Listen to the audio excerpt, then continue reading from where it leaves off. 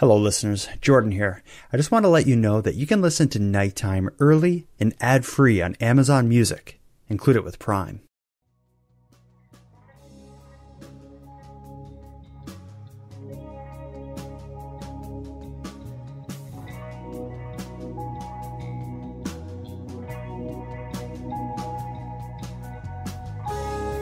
According to the police officer I spoke to, they went through a list of questions in order to ascertain whether or not she was safe and determined that she was okay to be on her own on the streets of Victoria barefoot in November, and they left her there. That was the last time anyone ever saw her. You are listening to Emma Fillipoff is Missing, a series by the Nighttime Podcast. Welcome to the 6th in an 8-part series covering the still unexplained disappearance of Emma Fillipoff. Then 26-year-old Emma was last seen standing barefoot and disoriented on a busy intersection in downtown Victoria, BC on November 28, 2012. Despite significant public interest, there has not been another confirmed sighting of Emma. With the handful of clues Emma left behind leading to more questions than they do answers, my coverage of this story aims to better understand Emma and hopefully, in doing so, better understanding Emma's behavior during her last known days and the factors that may have played a hand in her disappearance. With that as our goal, we'll continue to meet with those close to Emma, following my best take on a chronological order. But before we jump into it, let me give a bit of context and fill in a few blanks in the timeline. In the prior episode, we spoke with Emma's friend Michaela, who had shared her memories of living with Emma just as she arrived in Victoria in late 2011. As we heard Michaela describe, after a few months of living together, Emma moved out in favor of her own apartment in the same building. And from there, Michaela had limited contact with Emma and was focused on her education. We don't know why exactly, but we do know that at some point, not long after Emma moved into her own apartment, she left it and began staying at the Sandy Merriman Women's Shelter. It's during this time of transition that we'll pick up the story. But before we jump into it, I first need to tackle a confusing coincidence, as it turns out tonight's guest has the same name as our past guest, Michaela. However, conveniently, tonight's guest goes by the abbreviated version, Mika, and does so for an interesting reason. You don't go by Michaela, you just go by Mika?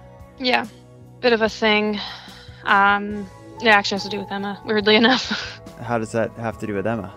She sometimes called me that. And then it just stuck? Yeah, it was something that I was just like, I will go by this until she's found kind of thing. Oh, wow. Yeah.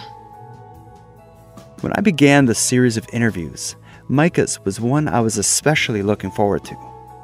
During Emma's time in Victoria, she had only 2 stable homes.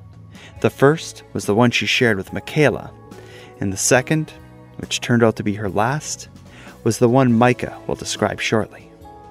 I'm going to warn you in advance. The version of Emma we will hear described tonight is very different than the Emma Ellen and Michaela knew. So with the warning and the introductions out of the way, let's get to the conversation. Tonight, in this episode of the Nighttime series Emma Fillipoff is Missing, we're going to hear from Mika.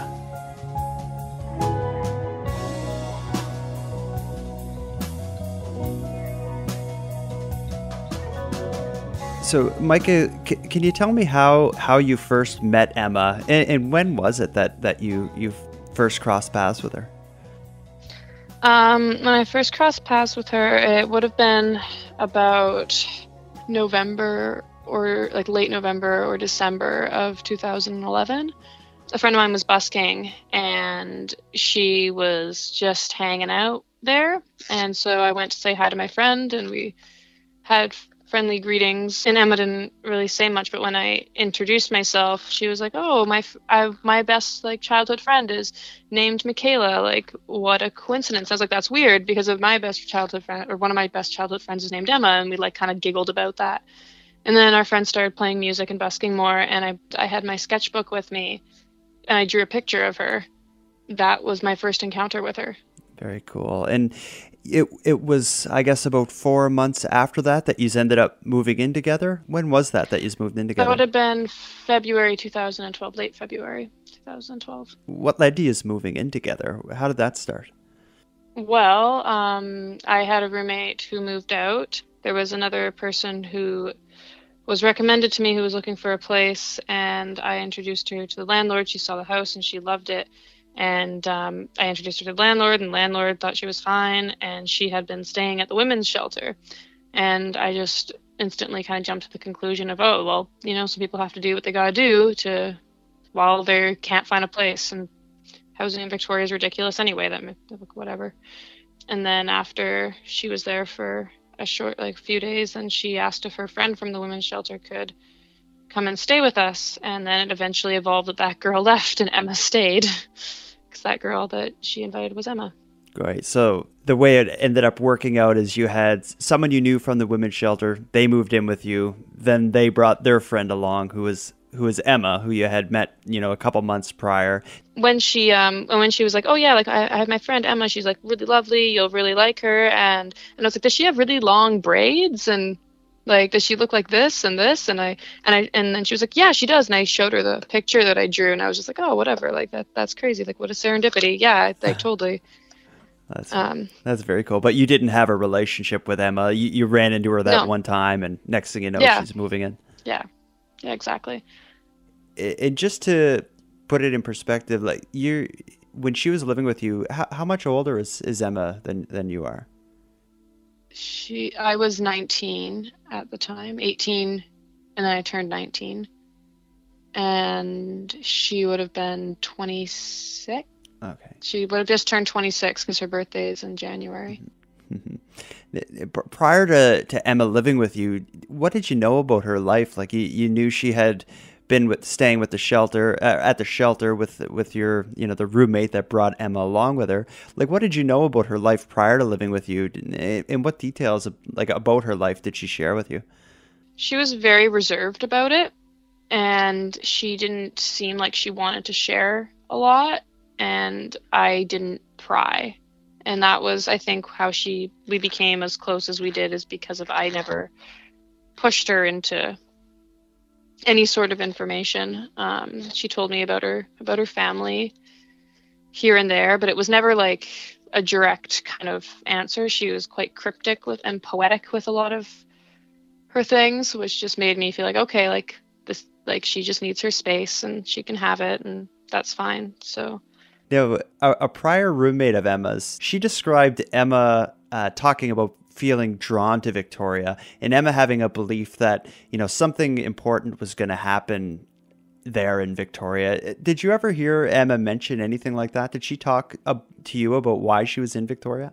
I asked her a couple of times, but she mostly would answer in quite a cryptic and vague way, being oh, I just feel I'm meant to be here. And she had that about her very much, is that she felt drawn to things. If she had an instinct to walk somewhere, then she was oh, that's what I need to do. I need to go to this place. And then she'd go there and pick up a rock or something and then walk and be that was kind of the purpose in a way. She never gave me a direct answer to why she was here, but she just said that she felt she needed to be here. And what was living with her like? Could you just describe kind of her behavior and and how she was passing the time at this point in her life? Well, at first she was working at a cafe downtown, and she opened the cafe, so she worked very early in the morning at around 5 a.m. or so. Then after a while, and I've heard things about this cafe as well, that the management isn't great and that it does have a very high turnover, and she was let go, and she was quite upset about it. She went into a bit of not an admitted way of depression, but it seemed that way. But she was also quite a bit older than me, and I figured that she was just going through some stuff, and she liked to take very long baths.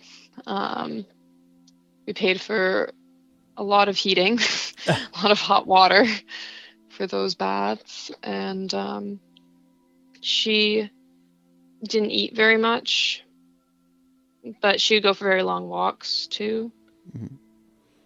As far as the long walks, I've heard about these quite a bit because it seems like from a young age, these walks that she would go on were a constant thing, and it seemed like they were getting longer and more frequent. At the point that she was living with you, was it like every night or every day that these long walks would happen? It was always during the day. She did not like going out at night. She also admitted to me that she did not have very good vision. She didn't want to get contacts or glasses, and I have no idea if she ever had them in her past. And so she said at nighttime it was very difficult to see things. So it would always take place during the day that she would do that. Unless I was with her. Then if I was with her, then we'd go for a walk. But I didn't know for her to go out late by herself. Yeah, she described it to me, though, that she liked her world that way, like blurry. She described it to me as living life in a watercolor painting, which I thought was a positive way of looking at it. Huh. Yeah, interesting way to think of it.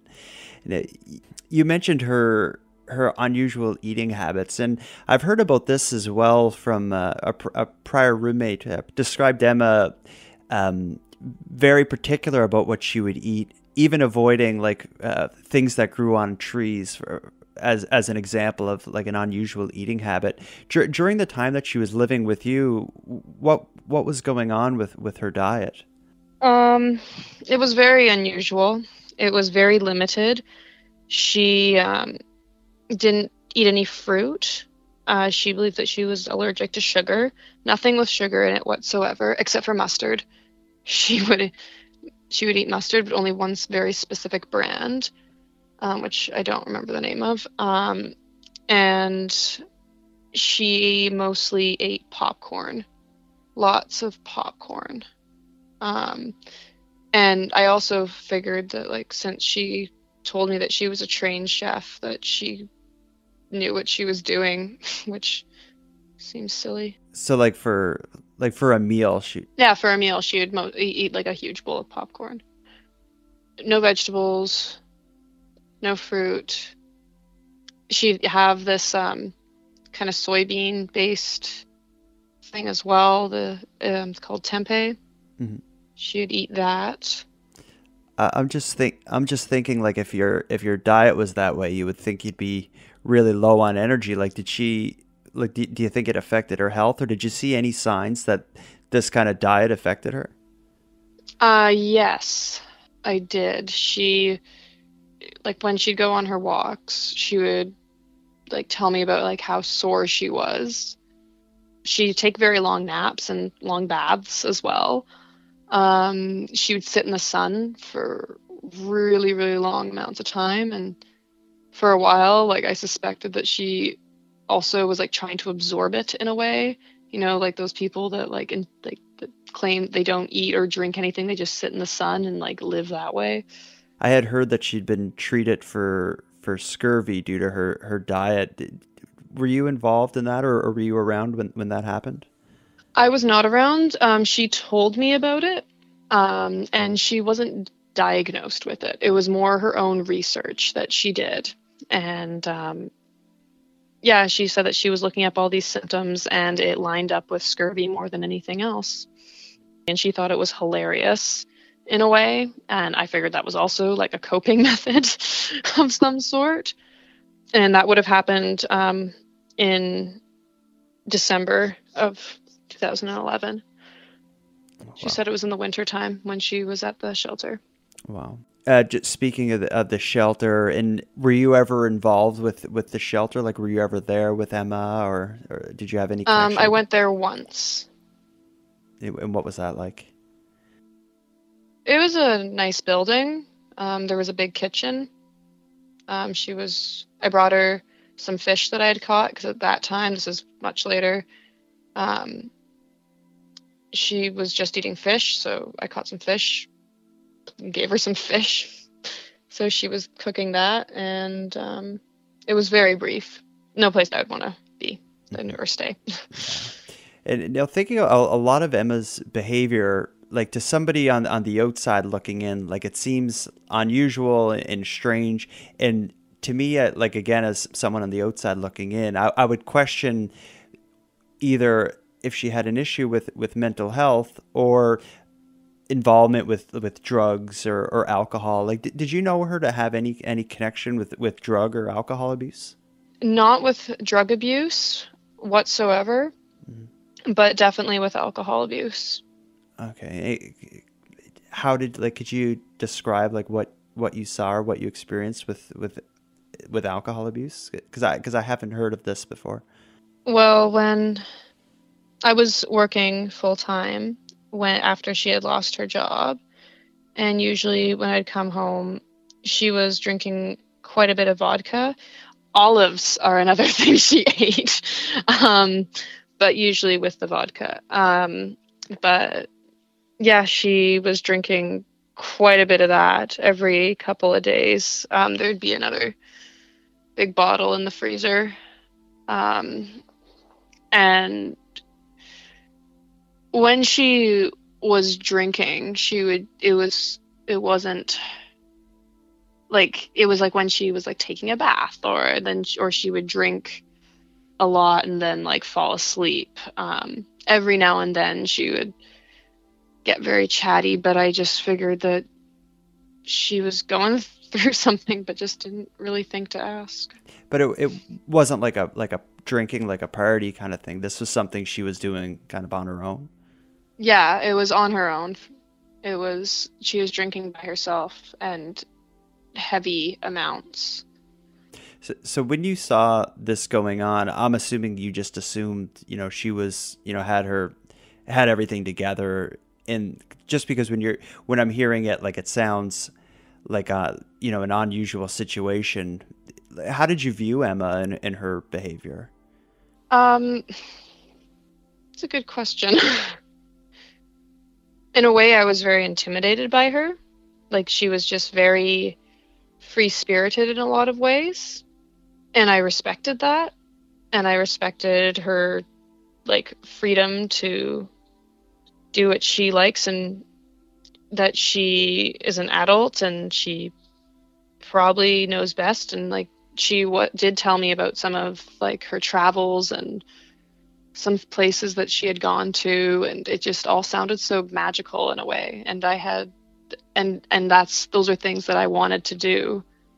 But it was also at times that she just seemed very not on edge, but just she was trying to comfort herself, and she was looking for a safe place. And that was it, and needed her space and her privacy. That was just fine with me. If that makes sense. How long was it in total that you lived together for? About 3 months. When the end came, what led to you separating or not living together anymore? How did that happen? Well, we were talking about traveling, and she was telling me about this experience that she had. And this particular story really sticks with me because of when I mentioned it to Shelley. She said that she'd never heard of her doing anything like that. But she told me that she was living on a mustard farm, and that it had beautiful fields, and it had, and she was living in this house there, and it was sunny and gorgeous, and all these very picturesque details on it. And I was like, oh, that's what I want to do. Like, that's what I want to do. I want to go traveling, and I want to just like go down to California, and then, like, in a very whimsical way, just kind of was like, yeah, I want to go down to California. And she's like, yeah, and just dance on a beach or something. I was like, yeah, I just want to do that. And then she was like, we should do it. And I said, okay. And so I started to get rid of my things, and I took it very seriously, and she did as well, but started to fade away from it after some time. And so that was the plan, is that we were going to go traveling together. Did you have a destination? as to where you would go? Arizona was the initial idea because we were hoping to get a van and drive down the West Coast, and then go over to Arizona and see the desert and maybe New Mexico, and then just find our way back. Just go on an adventure. And what happened next? I'm assuming this trip didn't materialize. Well, for her, it didn't. I started looking at vans and got rid of a lot of my stuff. I moved some of my furniture that I kept at my parents' place. I sold my truck, and I had a cute little truck that got rid of.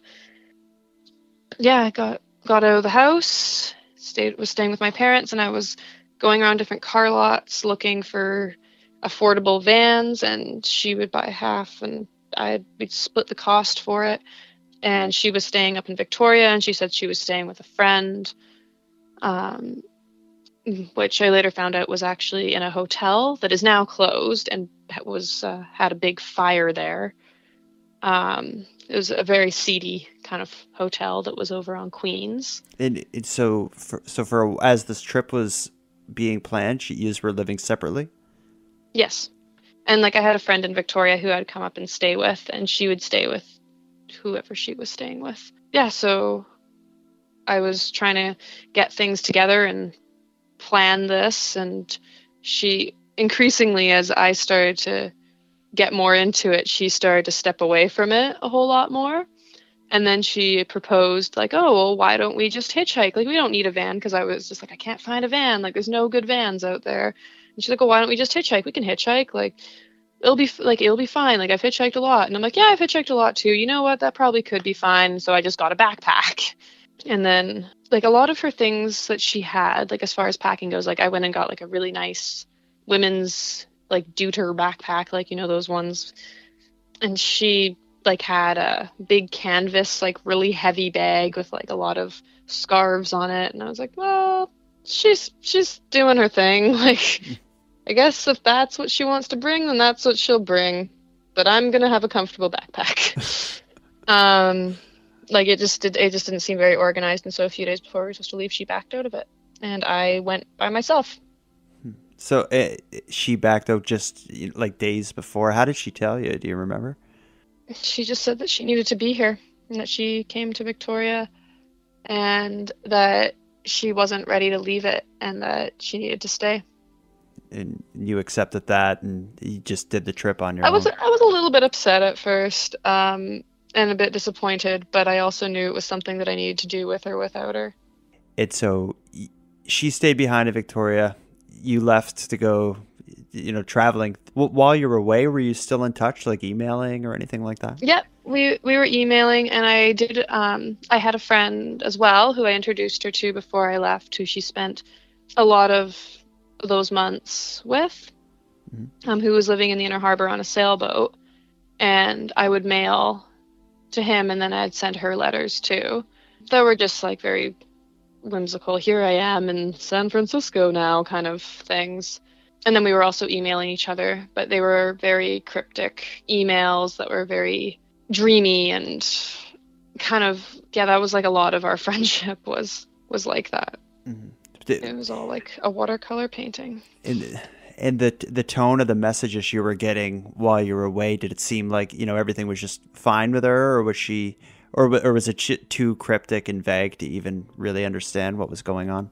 There were bits and pieces that were pretty straightforward, but a lot of it was kind of oh, I will hop on a large bird and fly down to see you, kind of like a children's story in a way.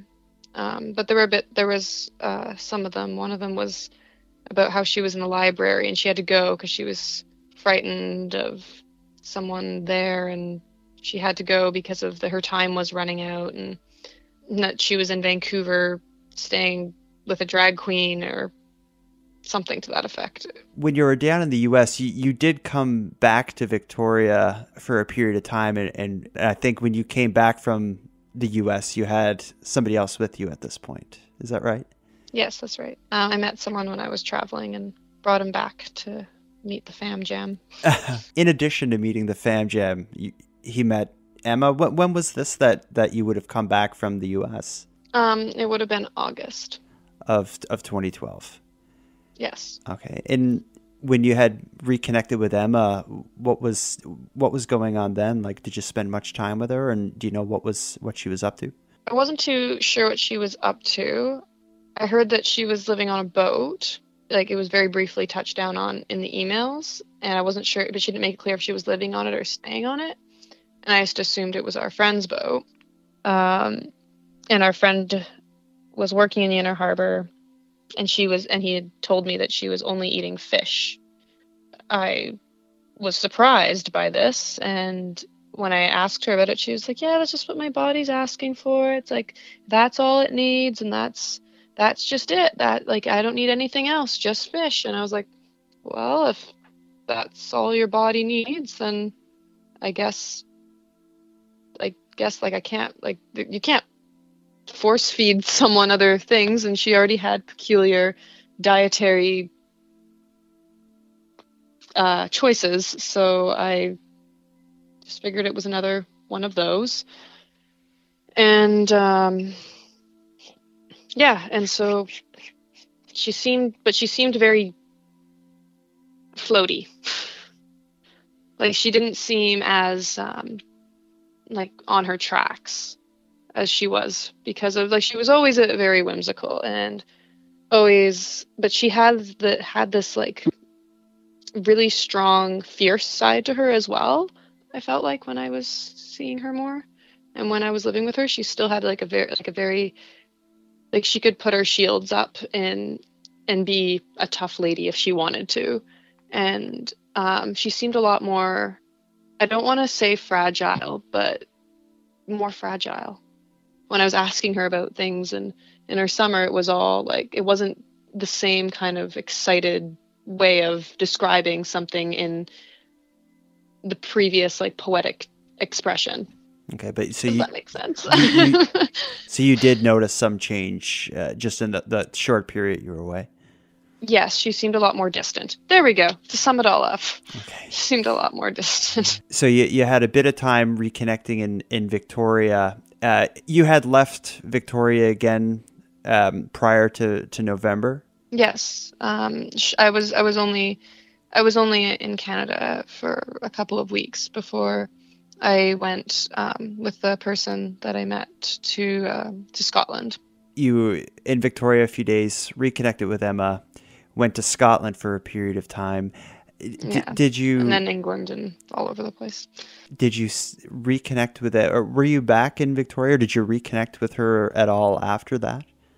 I sent a few emails. I didn't get a whole lot of returns. I didn't really connect with her when I got back.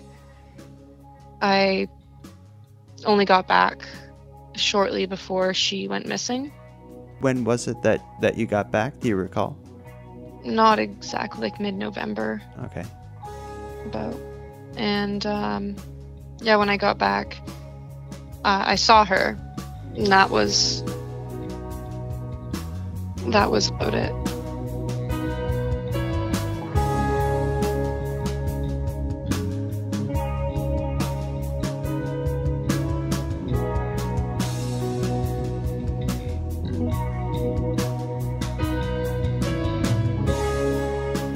Yeah, so I flew back into Seattle from London, and there was a storm, and we had to stop somewhere in the States, and there was delays, and had to stay in Seattle for a little bit before I caught the Clipper back over to Victoria.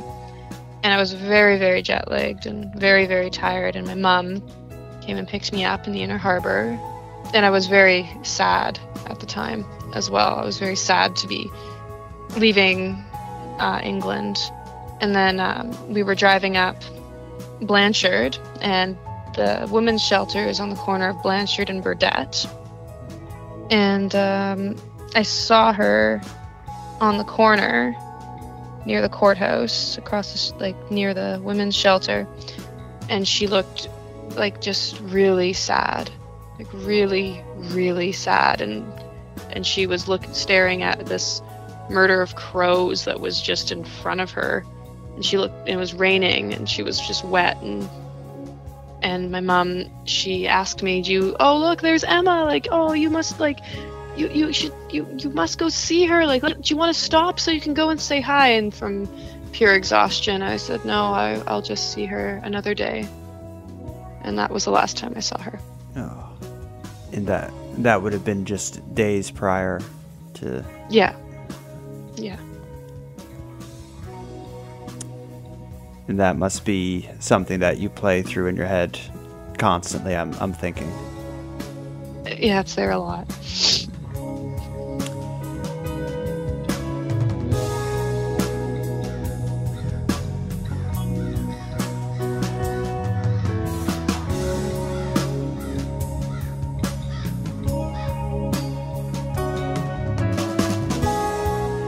I want to interrupt the conversation just briefly, as at this point in our talk, Mika had become obviously affected by the emotional weight of that experience.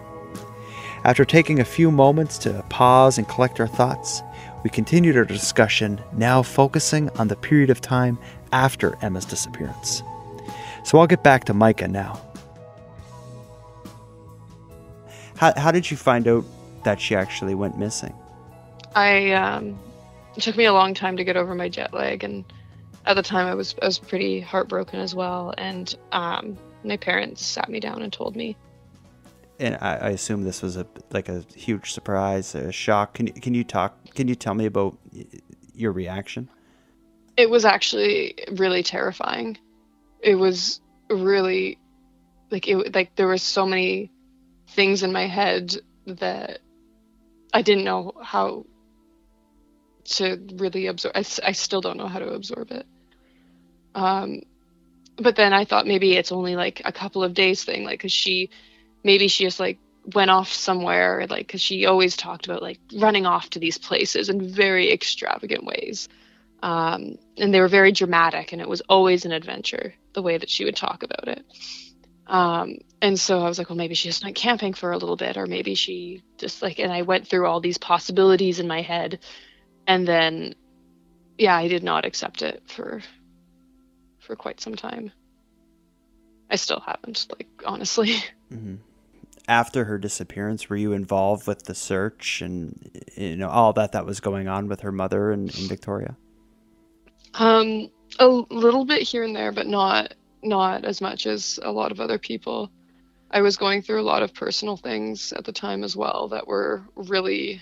Yeah, it was like a snowball. There was like an explosion of really unfortunate things just happening, and I got very overwhelmed, and I went up and talked to Shelley a few times, but I wasn't very heavily involved with the search. I was very heartbroken at the time about a lot of different things. Do you recall your last communication with her? I don't remember exactly. No. Was there? I'm just wondering if there was ever like a real red flag or sign that she was in distress and it wasn't, her normal behavior. They increasingly, I do recall like getting an email from her, but I don't recall exactly what it said. That it seemed more tense. Like she just seemed stressed. Some people think that her behavior leading up to her disappearance would be consistent with someone who was, being stalked or followed. Some people also thought it maybe was just a mental illness leading her to be paranoid. Do you know of any reason why she'd be fearful or? Not someone in particular, but I definitely suspected that she did have some trauma with someone. But I never asked about it because it seemed like information she was protecting. But yeah, I definitely, she did have that fear of someone.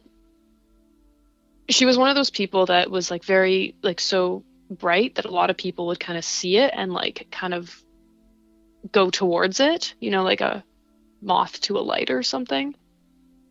And there were a couple times where I definitely did see her like when we were like just out and about, where I did see her like very much defend herself, but when I like just in a verbal kind of way, if someone calls out or something. Yeah, she definitely had fear, but I also, like, now reflecting on it, and maybe it could have been a state of psychosis, or it could have been some trauma that she had held on to. I honestly didn't really know enough about it, and I wish I'd asked more. But I never wanted to pry. Yeah. Looking back on everything now, and all the behavior that you had seen with Emma, do you have any doubt that she was suffering from a mental illness? No. It does seem like there was something up. I'm not a psychologist, so I can't diagnose exactly what I saw, but there's probably a long list of things that could be overdiagnosed to people just by simple little tweaks that they have. So I don't want to run to anything being it could have been this or this or this, but there was a state of she seemed like she was in a dream state a lot of the time for the entire time that I knew her. It was it was a little bit of a different reality. And you were there during kind of the months leading up to her disappearance, where it seemed like she drifted from a lot of the people that she was really close with. These kind of mysterious months where her behavior really seemed to cross the line possibly into a crisis type situation. Can you share your thoughts on what you think may have happened, or what may have become of Emma? I have a lot of thoughts about this. It's constant. It's always changing. It's always moving as to what a possibility could be. One of them is that she somehow gotten over the border into the States and could be somewhere down there. Another one is that maybe she went out to the East Coast, where I don't know, she could be in a small town way up north, or she could starved out in going out into some sort of mountain range. If someone picked her up downtown, I don't think that it's impossible that she could have gotten to someone's car if someone was hey, do you need to ride somewhere? And she'd be oh yes, I'm actually going out to Souk, and then they'd be oh well, I'm going that way too, kind of thing. And having her jump out of the car at some point, or getting out, asking to be let go in the middle of nowhere and going into the forest without shoes, or just going for a swim in the ocean. There's so many possibilities. I have no idea. And given something so traumatic happening in your life with someone this close to you disappearing, how often is Emma in your mind, and how often are you thinking about this? Quite often, but I try not to, which I don't know. I don't know. I feel I've never felt so helpless about anything in all of my life. I don't even know how to contribute, and I don't know how to start. So it's not a great, it's a terrible thing. It's not a great thing at all. I don't know. I don't even know how to answer that. And now for anyone who doesn't know Emma, if you were just to describe the feeling you had being with her, again, you described her as whimsical and, magical and creative and talking like it's a children's novel. It must have just been incredible to spend time with her. Can you just talk a little bit about how you felt with Emma?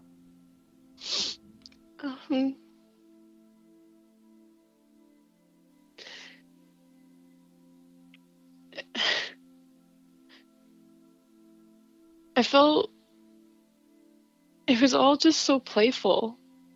There was always something really, everything to her in a way, whenever she was around, everything around her just seemed magical in its own way. She Like one of the first times that we really hung out, we didn't even say anything, and we just started laughing, and then it just like it was. I don't know. These are the things I try not to think about. So I'm sorry, Jordan. I'm sorry. I just wish I don't know. I wish there was so much more I could do.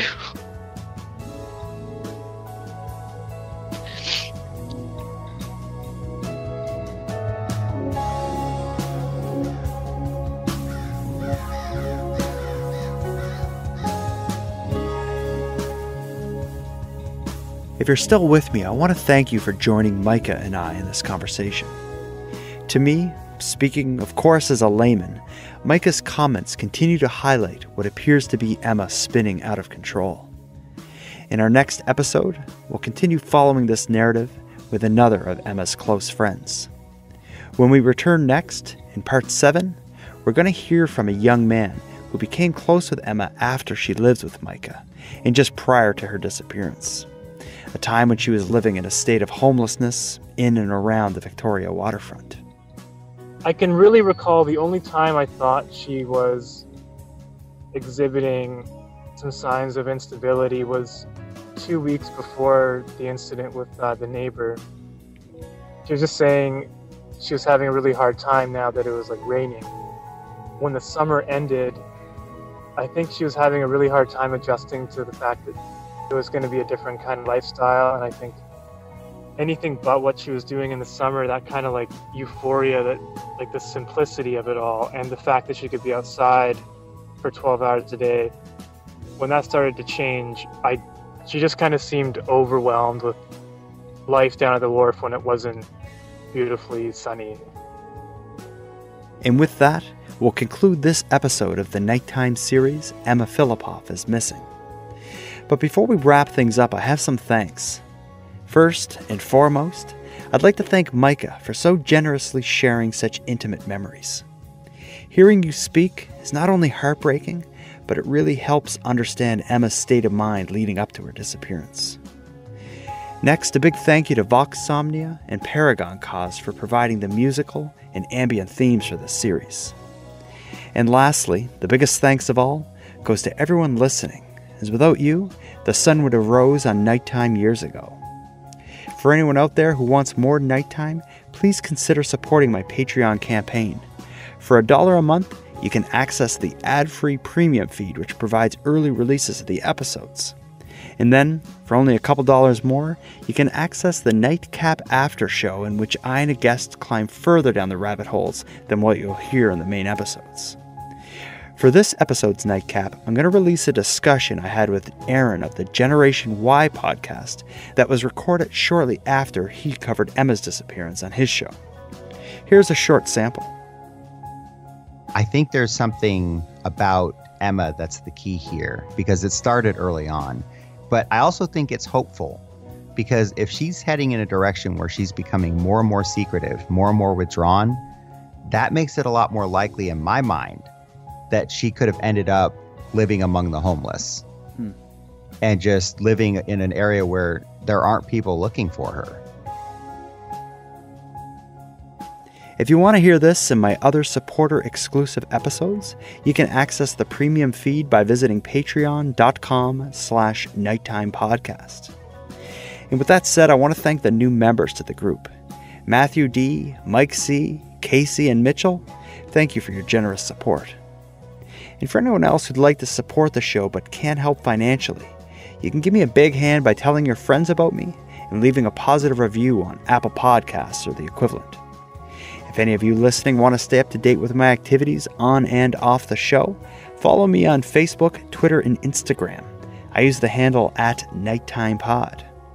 If any of you have any story ideas or want to give feedback on the show, I'd love to hear from you at nighttimepodcast@gmail.com.